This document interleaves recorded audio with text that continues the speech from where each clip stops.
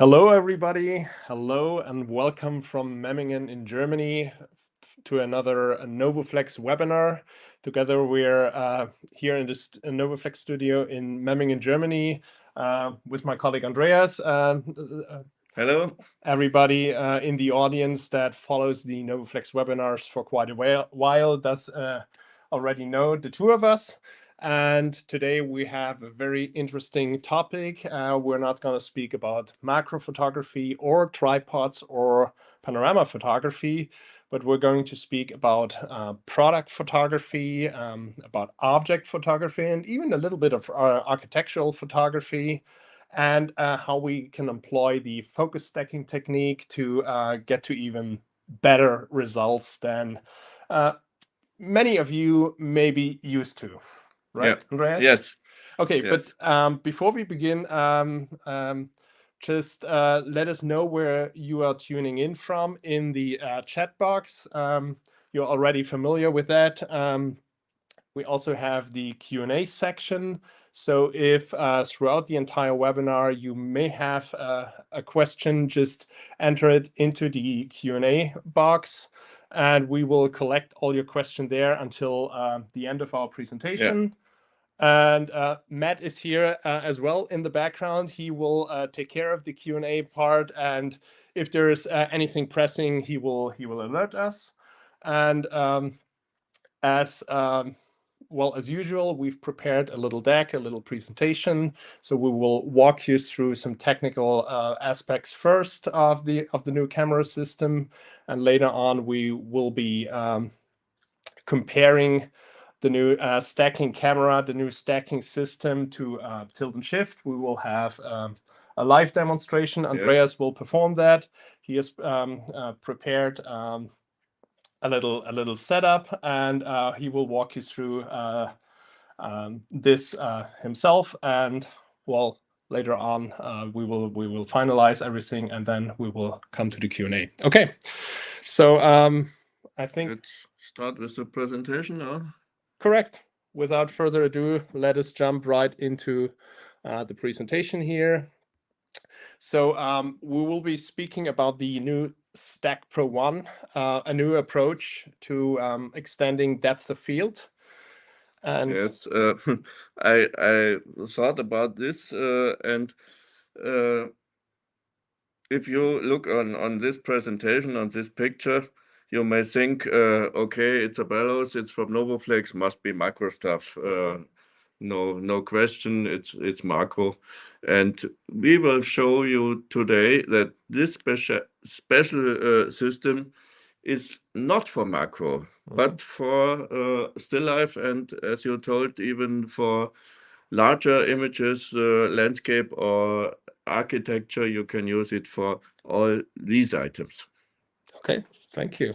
Then let's jump to the second slide. So we have organized the today's presentation a little.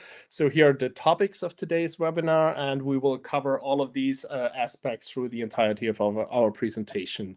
So the idea and design philosophy behind STACKPRO 1, maybe Andreas can tell us a little bit more about that later, because he is the brainchild, or he's the designer of STACKPRO 1. Depth of field via focus stacking and the Scheimpflug technique. I already mentioned that. We will have a live demo.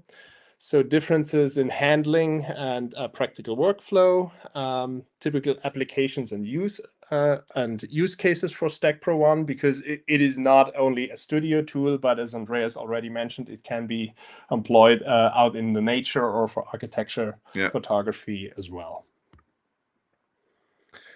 So what is the basic idea and design philosophy behind STACKPRO 1? So we wanted to sort of lift the focus stacking technique out of the macro-only niche. Yeah. Would you agree, Andreas? Yes, absolutely. And not only taking a photo stacking series within the inbuilt camera, because this has several limitations.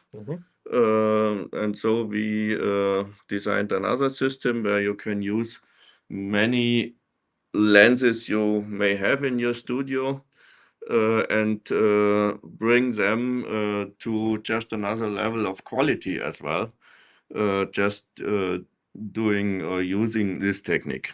Okay. So the entire system, the entire STACKPRO 1 system, has been optimized for reproduction ratios from infinity to 1:1. So not a macro tool, but a tool for bigger subjects. We can create or wanted to be able to create uniform sharpness from front to back and top to bottom at the same time. Something that is not possible with classical tilt movements. Yes. Correct. And of course, as many of you are familiar, and as you may know from Novoflex, and as you expect from Novoflex, the system is compatible with virtually all current cameras, different sensor sizes, and of course, existing lenses, existing large format and medium format lenses. Or if you don't have those lenses, we offer the Schneider Pirate lens, which is a flat field lens. We've already talked about this lens in a separate webinar last year. And what's quite important, precise depth of field control and independent of f-stop. Yes.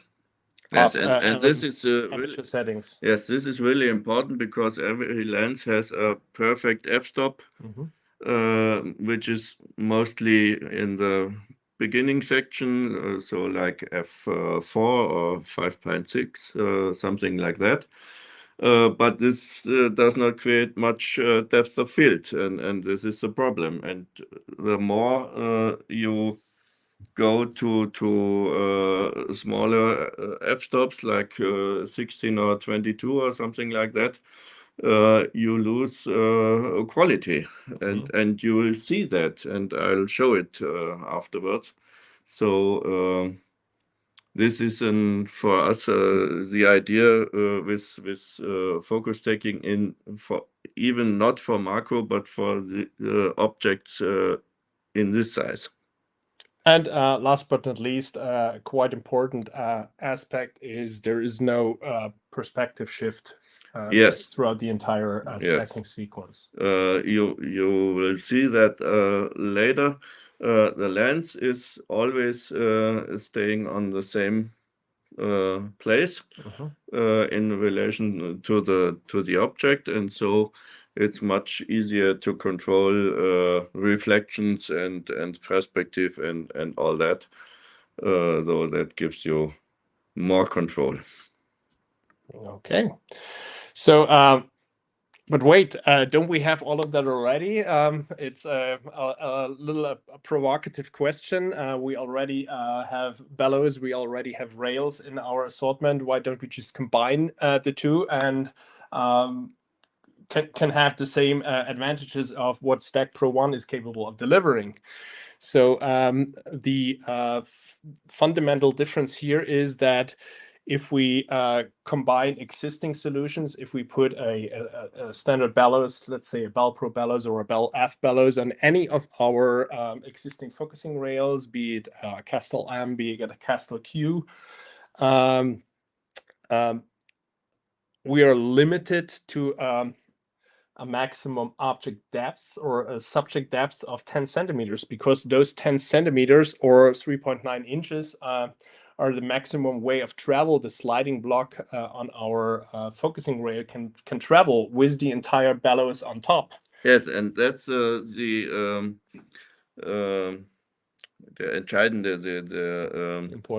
important point. In macro photography, you move the entire system, the entire bellows with camera, with anything. And so you always have the same step size on the rail as well as in the object. And so there's a limitation of the object which cannot be larger than the size of the rail. The maximum way of the sliding block can travel on top of the rail. And this is the idea we had to do this another way. So what does STACKPRO 1 different? Yeah. So in STACKPRO 1, we sort of combine bellows and rail focusing, but in such a way as the front standard that carries your lens always stays in place, and only the rear standard that you attach that you mount your camera to and the sensor is traveling back and forth. And in doing so, there is a transmission effect that is kicking in. So with very tiny steps on the rear standard, we have a huge sharpness gain in the front from step to step, which enables us to shoot objects from the size of a matchbox to entire buildings. But very important is, as you just said, the steps on the camera side are very, very tight. So the system has to be very precise, which our system, of course, is. But this is important, and some people try to move manually, and then one step is a little larger, one step is a little smaller, and in the end, you may have a result, but with some lack of sharpness in maybe in the middle of the picture, and with our automatically system, all works, all the camera goes through the process, and you can be sure that any step is on the right place. So it's the precision and the repetition of that precision in other modes. Of course, it's not so boring as doing it manually. Exactly, as you will see later when we jump into the demo part of the presentation. It is just you on our control box. You will set a start point and an end point, and then there's focal lengths dependent step distances, and you just enter all these values into the control box, and the system does the rest. It will trigger the camera and everything, but you will see that later. You will see that, and you don't have to fear. In macro photography, you may have hundreds or maybe 1,000 steps, and here with this technique, you may have between 10 and 20 or maybe 30 steps for complex, depending on the object size and object depth. But this is much less than in the macro stuff. Exactly. Okay, let's jump onto. So here's on this slide you will see a little graph, and you will see STACKPRO 1 and what it does. We already explained that only the rear standard with the attached camera is moving, and the front standard is fixed on the front, and it doesn't move at all, which is important for coping with reflexes on shiny, glossy surfaces, etc. And we're doing tiny steps on the rear standard only. And in the beginning, we mentioned that the system is designed for a focusing range between infinity and 1:1. And you will see that the closer you come to 1:1, meaning the macro realm, the more steps you need for your stacking sequences. So the system, this graph clearly showed that the system is designed to use the focus stacking techniques for larger subjects and entire buildings. And then above 1:1, the classical technique is the better one. So to move the whole system. Genau, the entire system without changing a bellows extension, etc. Yeah, but today we are talking about object and still life photography. Okay. So so why is STACKPRO 1 better than the Scheimpflug technique, so the classic studio work that many of you may be used to, and why do we think it is the better solution? So extending depth of field, why the Scheimpflug principle has several drawbacks. The maximum sharpness is limited to a single plane only. Yes, it's only a plane. It's not three-dimensional. It's a plane. You can increase this plane by stepping down, but as we heard before, this is not the perfect way to get maximum sharpness. So this is a really different, really limitation. So sometimes people ask, can we combine that? Can we combine tilt with stacking? Yes, you can. I tried that, but I found it makes more. It's more difficult. It takes more time to find the right plane for even for the combination, and it takes maybe two or three steps less. But you don't win time, you lose time in the workflow. So for me, it's better to use the system with fixed. To just employ focus stacking and that's it. Yeah. Okay. So as Andreas already mentioned, stopping down the lens further reduces contrast and overall sharpness due to lens diffraction. Yeah. We already covered the aspect of lens diffraction in many of our webinars. Well, using a tilt and shift technique is a complex and time-consuming process. So you need to know what you do to achieve a certain result.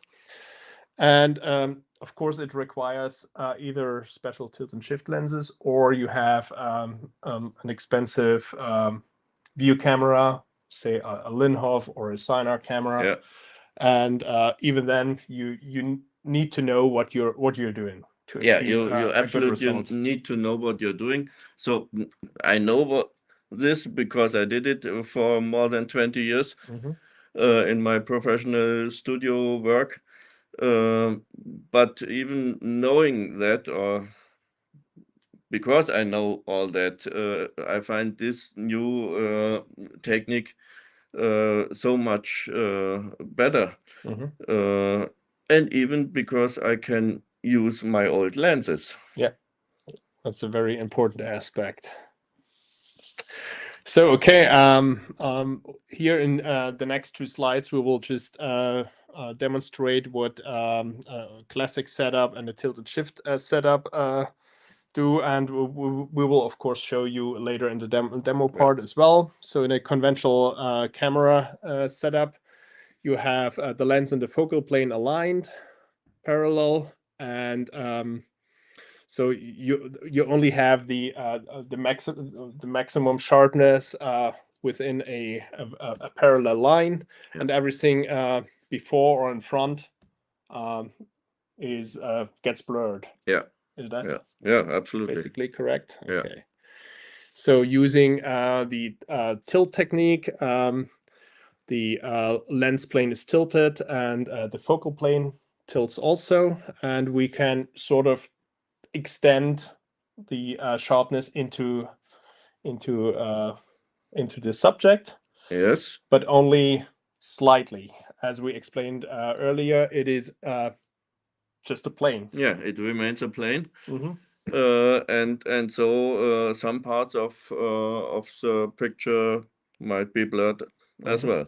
Exactly. So here's a good example. I don't know if you can see that. It's a picture of two sneakers. Andreas took this photo with an old one of his old Rodenstock lenses, 150 millimeter lens, and with the classic tilt technique, he had to stop down to f32. Yeah. Because the single tilted plane didn't cover the entire object depth. So in order to increase the depth of field, Andreas was stopping down his lens. And here you see a comparison between in the lower left corner, there's a detail picture of those two sneakers taken with the classic tilt technique. and the same image with the focus stacking technique taken with STACKPRO 1.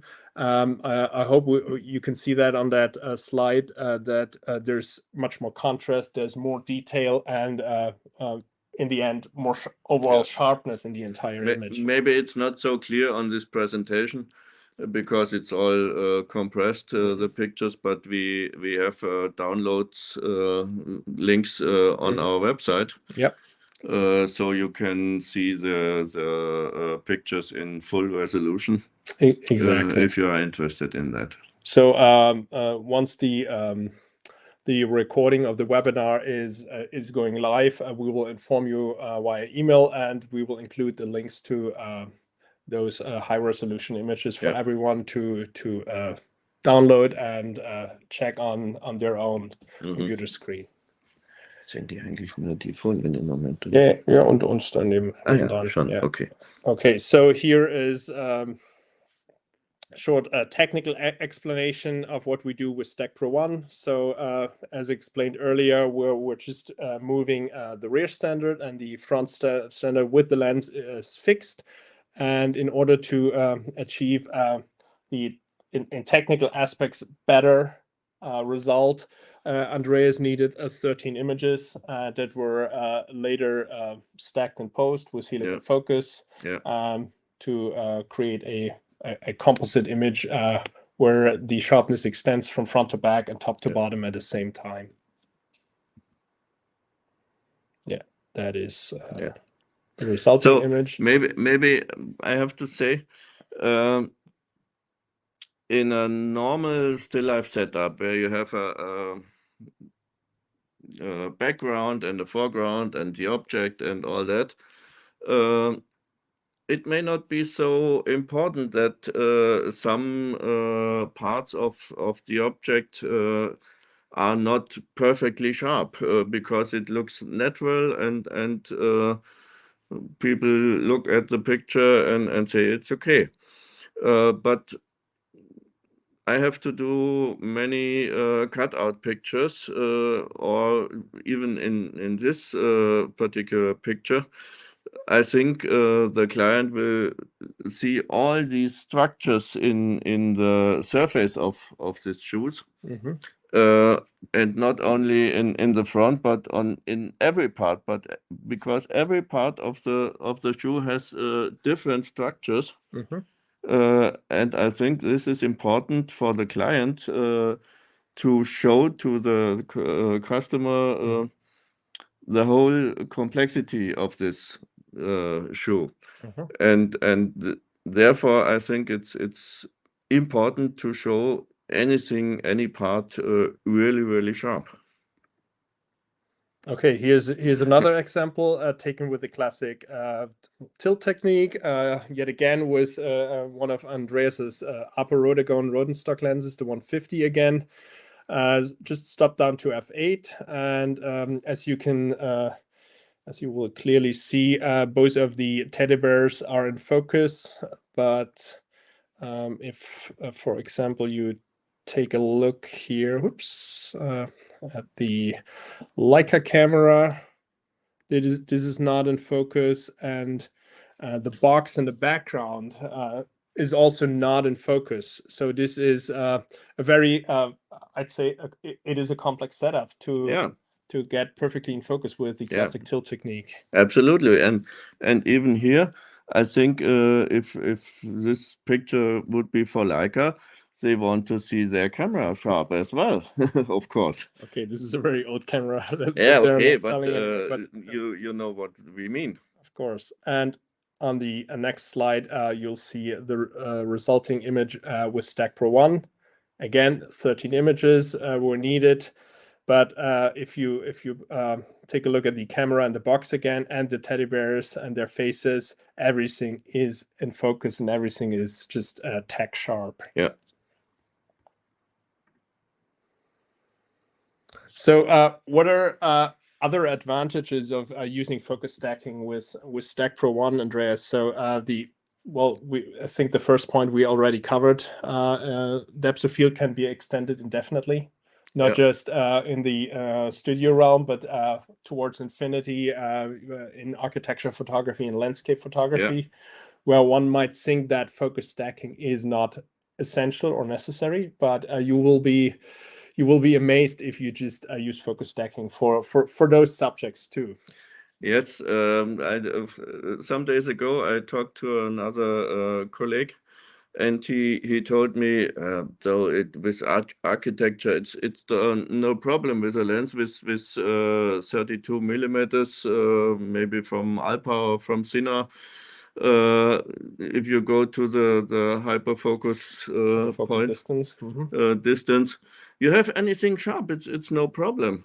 But if you do really, you can take this test for yourself. If you do that and compare it to a picture which is maybe, for example, only stacked from 3 or 4 single pictures, you will see a huge difference. And that is what we're going to show you in the demo part. And this is also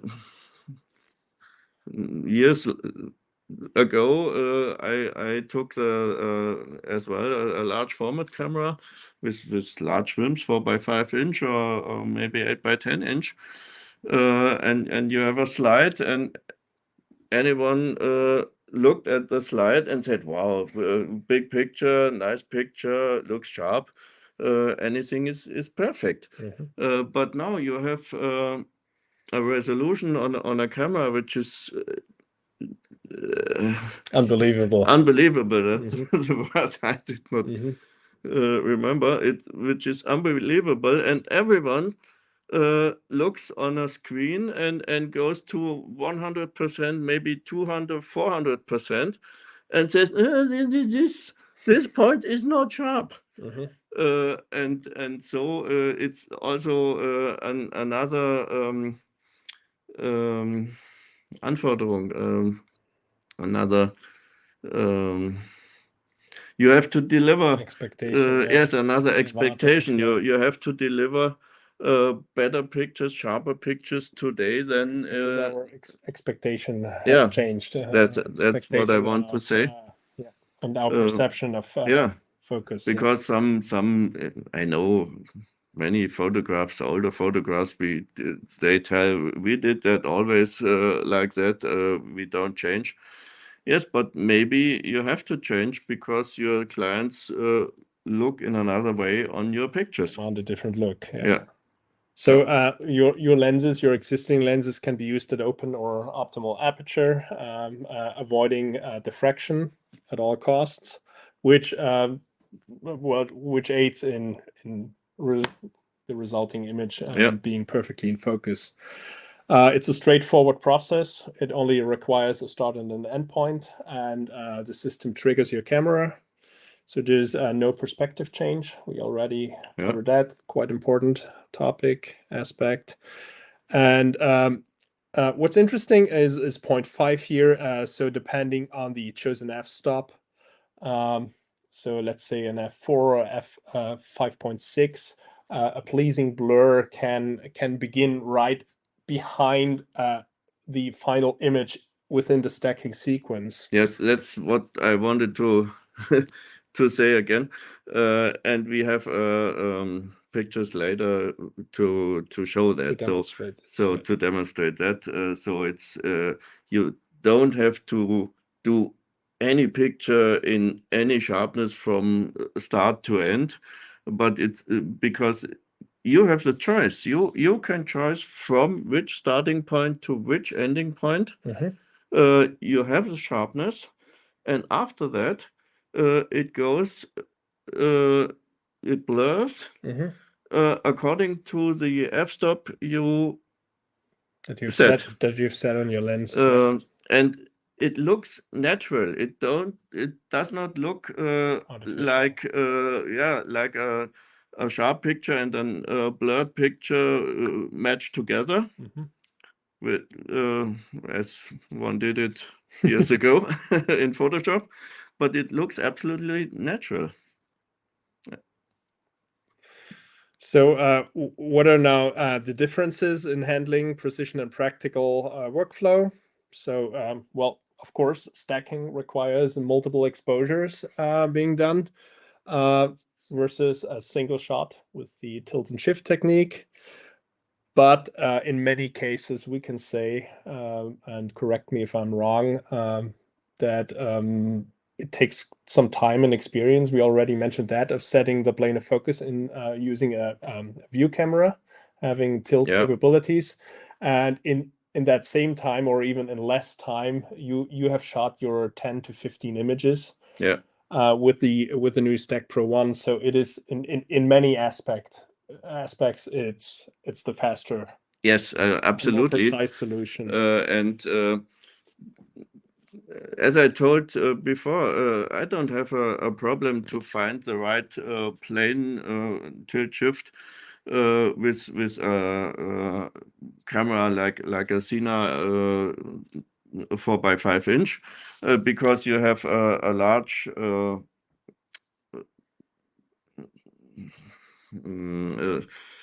Negative.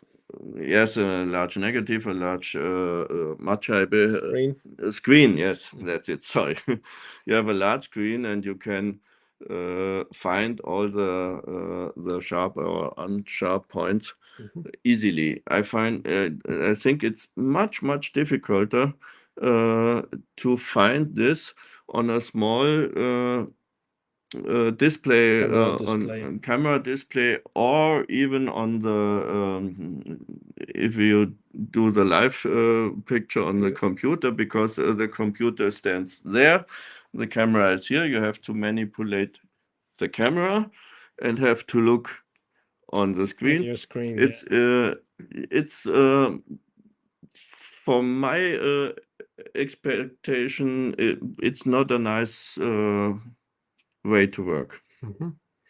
So, and of course, focus stacking requires well, creating the final stack in software, so it requires some computer work in addition, which is something that is not always necessary when using the tilt and shift technique, which will give you an image with just one shot. Yes, single of shot. course, and for there are, of course, objects you can use perfectly with a tilt shift technique, of course, and then it's okay to do that. You don't have to make everything too complicated. If you have a flat surface, that's no problem. But in any case, you have a three-dimensional object. In my opinion, the focus stacking technique, as we show it here, is superior. Much better. Yes. Okay, so it is live demonstration time. I have to do the live demonstration. Okay. Turn it over to you. So the first demo that Andreas does on his little setup, and I will switch cameras here any minute now, is he's working with our Balpro TS bellows first. The Balpro TS bellows is equipped with his Fujifilm GFX 50S camera and the 90mm Schneider Pirate lens, a lens that we've covered in a separate webinar already. Matt, maybe you can just put the link into the chat box. And after he has created that single shot with the Balpro TS bellows, we will just switch systems. Andreas will still be shooting with the GFX 50 and the 90mm Schneider Pirate, but in this case, he's using the STACKPRO 1, and he will just show you how fast and easy the process is. Okay. So I go to the camera. Maybe you have now changed the mic. Yeah, let me just. Camera is sleeping, so I have to wake up.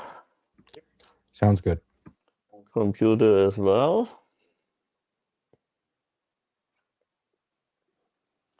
So this is my little setup.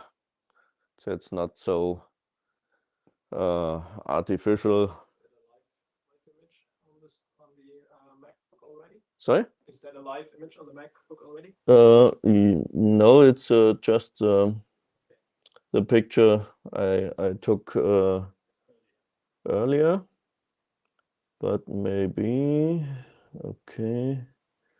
So this is the live image with the bulb protest, but it's not tilted up to now. Just to start with as we learned it,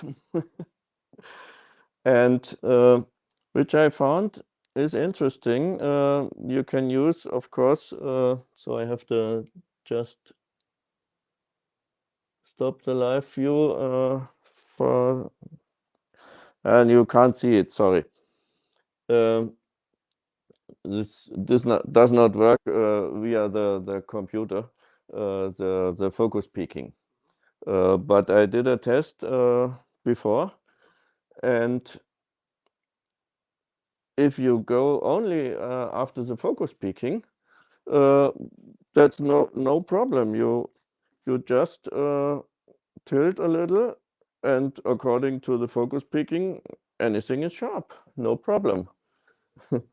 But if you take a picture, or you see it as well as on the live view, there are some parts sharp, of course, but it's far away from being totally sharp. Okay, this is now f 5.6, so I can go down. Stopping down the lens. Stopping down the lens, of course. So I maybe go to 16. I have to just change the exposure time. So I have to go out of the live view and then come back. So, okay, that looks better. It's a little tilted, maybe for 3 degrees.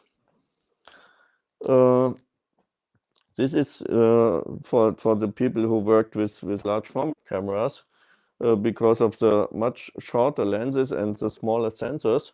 It's not noticeable that you've tilted it all, but yeah. Yeah, you don't need to tilt so much than in the classical way. This is sometimes a bad thing, Fehler, a mistake. So in thinking, so just do exposure now, just to have a comparison afterwards.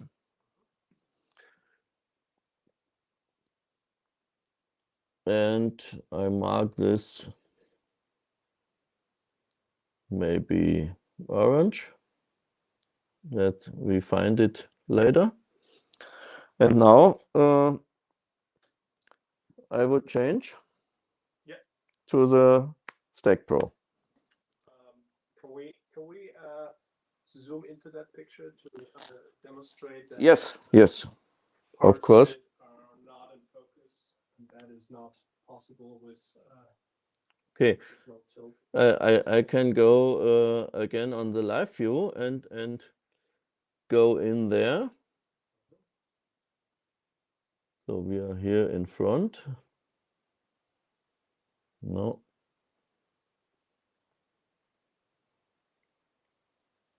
Maybe it's a little too, yeah, something like that. You see, it looks okay, but sharpness is others. So and you see, it's also the contrast is not so crisp as it could be. You go. Okay, here we are in focus, in focus plane. It looks good, but yeah, here, yeah, and the corner in here, it's not so good. And here as well. Here it's what shall we say? This is not in focus. Okay. Let's switch over to STACKPRO 1. Yes, I just changed the setup. Takes me only some seconds. Only to see that.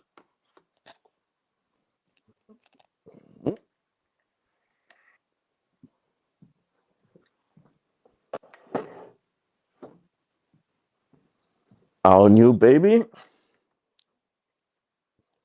So while Andreas is changing the camera, quick note, the STACKPRO 1 camera does accept all the familiar Velcro adapters. Of course, yes. And it is cross-compatible in that respect. Just the only limitation is the camera has needs a cable. So like that and like that, and here we are.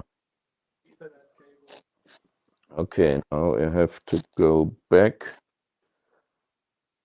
to my right exposure because before for F16 I had to take a much longer, 3 stops longer. Now I'm again on 125th of a second. Yes. People will see how you Okay. set the start and end point. Yeah. Now that's we are again on F5.6, and I have here. Don't know. Do you see that? I have the. You can. Yeah. Okay. Maybe I can turn it a little like this. It's too far away. Okay. So I have here a touchscreen where and I can look at either on the camera display or what I prefer, I go on the live view on my computer. And of course, the nearest point to be sharp is down there in the left corner.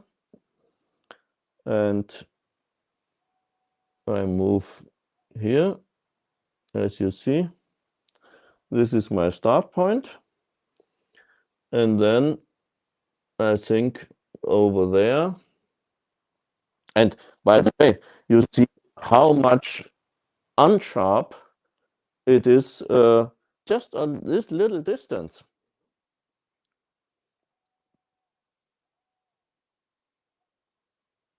So this looks good. This is my endpoint. I secure that. Yeah. So now I can have a look. We just saw this point in the other picture was not sharp. And now, of course, it's as well not sharp because the sharpness is upside. But if I go now, which I can do here easily, from the endpoint again, back to the starting point, I can see in between also this part will be sharp. And that's, I think that's helpful to have this control. So now we fixed start and end point. And I have to go out of the live view. In my workflow, on this part, I make a test picture like this. You see that on? Okay. And which is really important, I mark this picture because this is, well, yes, because on the first look, on a quick look, all pictures look the same. And it's easier to have an orientation where the stack begins and ends. Yeah, genau. Okay, and now the only thing we can do, by the way, it tells us we need 17 shots for this. And if I go, and it takes less than 1 minute. So we start it. The system goes back to the starting point and begins from there taking these 17 pictures. You can do it as well reverse if you like, but on such a subject, in my opinion, it's makes no difference.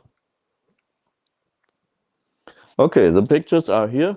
I work in Capture One, but the same workflow will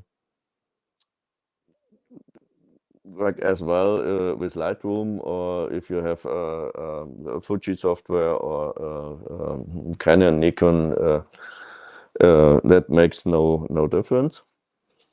You have these 17 pictures. You have to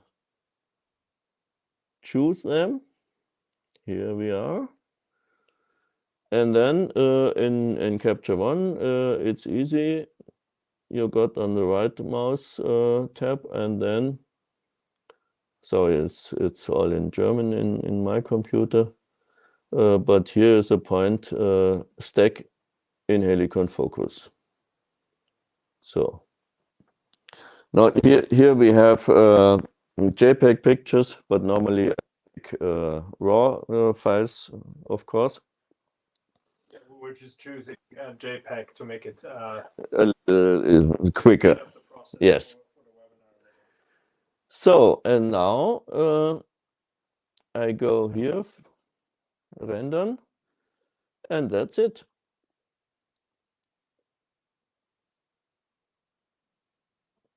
In output, here you can take another name if you want. For example, webinar test, and save the picture. So Helicon is finished. These we don't need anymore. And going to bridge, here we have the picture. And if I go here to 100%, or maybe 200% as well, you see even the structure of the paper of the folder of this book, and all these structures, which are printed, of course, fully in focus from the beginning here, because this is relied in this measurement here, most important part, the NovoFlex logo. And you remember the other picture? Maybe I can bring it in for comparison. Oh, yeah, that's this. Where is it? This one. So we have both. And maybe one more. So Yeah, that is. you see it? My mouse is gone. No, here is it. You can not see the surface structure at all. Yeah. No. Like this, and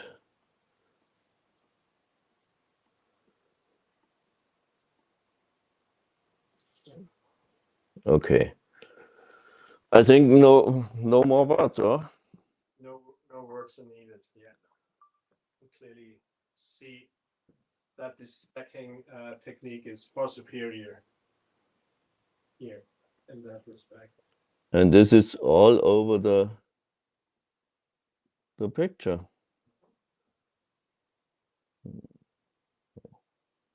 Even here, we had the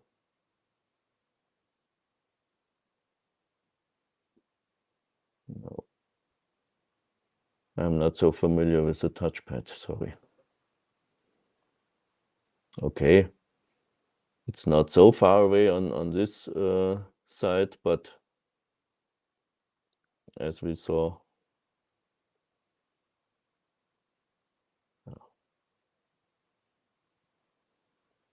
Okay. yeah, I think got it.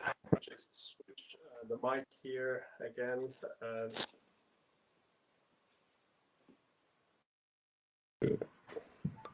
Go jump back to the presentation.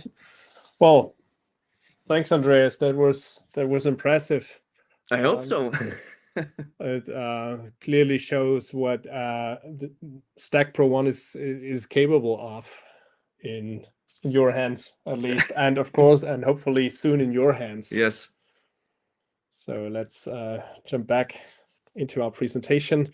So some of you may wonder what are typical applications and use cases for STACKPRO. Of course, it's not only product photography, but we see it in object photography and in applications where people in museums and archives take picture of historical artifacts. Yeah. We see it as being helpful in architecture photography. So far, the shortest possible focal length that we can use with the system is a 50mm lens Yes. out of the Mamiya RZ Yeah. lens lineup. But let me just say a word to that. Yeah. Especially these lenses, the Mamiya lenses, or even the Rodenstock or something like that, they are made for a much bigger sensor. So the one part is that you use the perfect f-stop, and the other part is you only use the center of the image circle. So you're using the sweet spot. Yes. Where the lens is delivering the most quality. Yes, and so these are two facts that make even these older lenses so good. Okay. So jump back to the presentation here. Yep. So yeah, and of course, I'm pretty sure that our customers, so you can find more applications and even applications that we weren't thinking of when we're designing STACKPRO 1 in the first place. So here are some sample images that Andreas shot because he's an experienced product photographer for well over 40 years. Yeah. This was, as I told before, this is a typical cutout picture with no background and no more decoration than these strawberries on the product. And so I think it does not look good in this kind of photography if you have corners or lines which are not sharp, because they are cut out sharp, and the structure in between, if this is not sharp, this looks not good. It looks not professional. Yeah. So here's some pictures of watches. Of course, that is an important field where we see the STACKPRO 1 delivering better results than previously possible. Absolutely, and I talked often now to some watch photographers, and they are absolutely happy that they can do this now this way. Product photography, and this picture illustrates a fact that we were speaking of earlier. It is the surrounding or pleasing blur that can begin right behind the final image of the stacking sequence.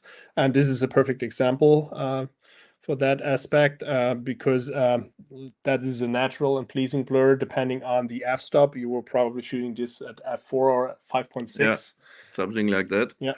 And you have the absolute control where the sharpness Begins stops and ends. and the blur begins. And in this case, of course, the candle should be sharp because this is the client who wants to sell this candle.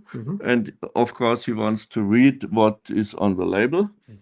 But on the other hand, it should be mood for this way. Aspect is quite important in this picture. And you can do that as well. So it's not only, and this is for me really important, it's not only a tool to make pictures sharp overall, but you have the control where the sharpness is. Und unabhängig, also without the limitation of the f-stop. Yep. That's it. Object photography, so museums, archives, cultural heritage photography. Here we have an example that a good friend from the University of Tübingen has sent us, and he was working with a prototype of STACKPRO 1 already before we finally launched the product, and he has to shoot many of these artifacts for scientific publications and the like. And of course, he's thankful that he can so precisely put them in focus. For scientific works that his colleagues at the university, especially on these items, it's important as well to have a close look on some details. Paintings, maybe also for wissenschaftlich scientific work. So this is even not just for doing sharp pictures, but it has a reason to do that. Another example, a bronze ram from the Roman Empire that Michael shot and sent us. Architecture photography. Some might think, well, these are so big of a this is so big of a subject, but even in architecture photography, focus stacking can prove helpful and can deliver better, clearer, sharper results. Surely in these cases, it's not necessary for any picture you take in the future. Of course, but in this case, we have the column in the foreground and the pipe structure in the background, and getting all of these parts in focus. That's it. Was the important. This, by the way, is made with a 50mm Mamiya lens, and this as well. Same here. We have different structures from just frame, here. The stairway. We have the elevator doors in the background. We have the wooden pallet. Okay, if you look on this picture on your cell phone, it makes no difference. You can do it with iPhone as well. But if you make a print with maybe 3 meters tall, 1 square meter or 2 square meters, that makes a big difference. Yeah, so all the people out there who have huge inkjet printers, watch out, that is for you. Yeah, but even for advertising, because I made the experience, the people in the agencies nowadays often don't know anymore the relation between picture size and printing size. And they ask me if the size is not big enough for just for small packages. And so you can easily say no problem, I scale it up because there's so many quality in the pictures, So much quality. so much quality. It's absolutely no problem to make it bigger and deliver the big file and blow no it up one, to the size that yeah, the customer is asking. no one will ask anymore. So yeah. STACKPRO 1 kits, of course, to make it easy for anyone interested in, well, entering the system, we've created, of course, as you know from us, we've created kits that always come inside of a durable carry case, and either with or without the Schneider Pirate lens, and they are available for the systems listed here. You will find all of them on the novoflexus.com website. Matt has already put in the link into the chat box, so for anyone interested, check it out. And important aspect as well, lenses. We briefly touched that topic already. So STACKPRO 1 is compatible with a whole range of lenses that you might already own. So for anyone who has a view camera, who has process lenses, who has enlargers, all of these lenses are perfectly fine for for work with STACKPRO 1. Yes, but maybe one thing we have to say is really important. Some people ask, can I use my Nikon lens, my Canon lens? And that's the limitation. Because there is a bellows in between the camera and the lens. You have to use a lens which is made for the use mostly on a bellows camera. So we need short barrel lenses that do not have a focusing helix by design. So yeah, these are well lens sets that only have built-in optics and yes, iris, and which have a pretty much it. flange focal length which is Exactly long enough. So it's mostly medium format or large format lenses. And when we say medium format, we mean the aforementioned Mamiya RB and RZ. Yes, they lenses. have the largest flange focal length, so that works very well. They work perfectly fine. And the interesting aspect with the Mamiya RB and RC lenses, they don't need any extra extension tubes. They work with the bellows extension that STACKPRO 1 provides. Yes, from 50 millimeter up to 250, exactly. Maybe 500, but this one I don't have. It's a heavy lens. Yeah, that's really heavy. I doubt the standard will support that. But if you want to use 480 millimeter lenses, 300 millimeter lenses out of the Rodenstock or Schneider portfolios, yeah, we of course offer extension tubes to make the extension necessary for that focal length possible. Yeah, this is maybe very special, but I did that with a 360 Rodenstock lens for a special picture, and it worked perfect, of course. Oh, I think our camera just turned off. Just get it a little push here. There we are. Back we are. No, it's not back. It is not.